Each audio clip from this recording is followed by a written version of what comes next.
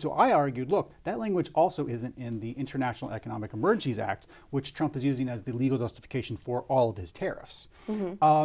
And so I don't know if Gavin Newsom watches the show. He's probably a debrief fan, honestly. Totally. But he filed a lawsuit Wednesday that makes the same exact case almost word for word I did. It cites Biden versus Nebraska, it cites West Virginia versus EPA. It says Trump doesn't have to do this because of the major, or doesn't have the authority to do this because of the major questions doctrine. And I think he's right, and I hope he wins. Welcome to The Debrief, where we talk with the Washington Examiner's top journalists about the headlines they're covering and where the story's going next. I'm Sarah Bedford, and I'm here with commentary editor Conn Caroll. Democrats have made Kilmar Abrego Garcia their cause celeb. They are all up in arms about the fact that he was deported to El Salvador by the Trump administration.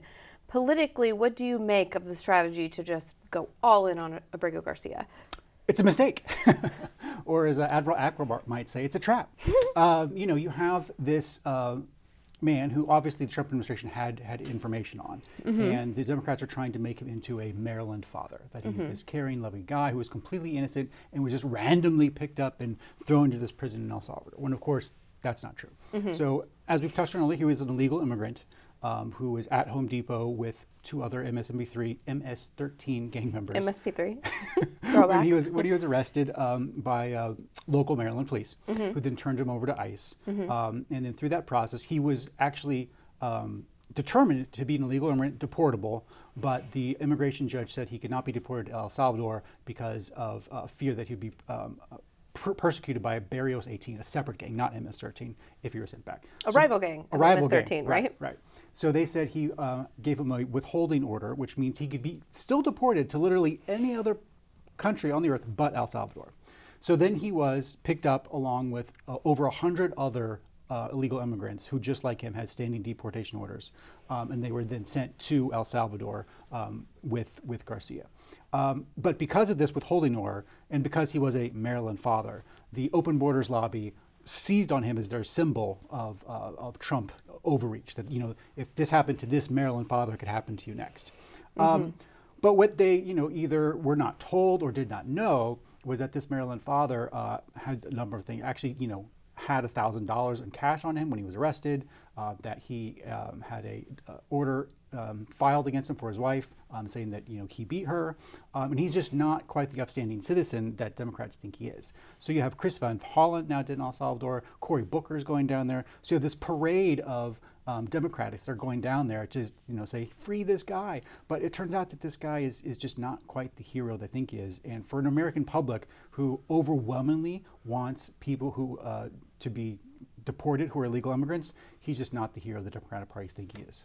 So as you mentioned, legally, the Trump administration had every right to deport him out of the U.S., not to El Salvador. Not to El Salvador. And so, there's been some folks who are framing this as like a constitutional crisis because he didn't get due process, and others that are saying, this is just an administrative error. Right. In the administrative error camp, why wouldn't the Trump administration just go get him and put him in Venezuela or Mexico or anywhere else? Or at this point, has it become about the Trump administration trying to preserve its Article 2 powers here?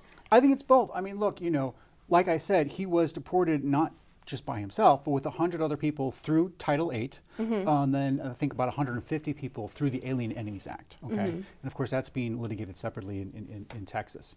But this is all through a fragile agreement with El Salvador's president, and this is an agreement signed by State Department, not by ICE. Right, so this is a foreign policy issue, and states and courts just don't have the power to tell the executive branch how to conduct foreign policy. And finally, you said, to my surprise, that you were pleased with something that California Governor Gavin Newsom is doing with a lawsuit against Trump. So tell me about that. I'm just as shocked as you are. But last week we were here talking about Trump's tariffs, and I made the case that due to the Supreme Court's major questions doctrine, as developed in both Biden versus Nebraska, which is the student loan case, and the West Virginia EPA, which was the coal plant case.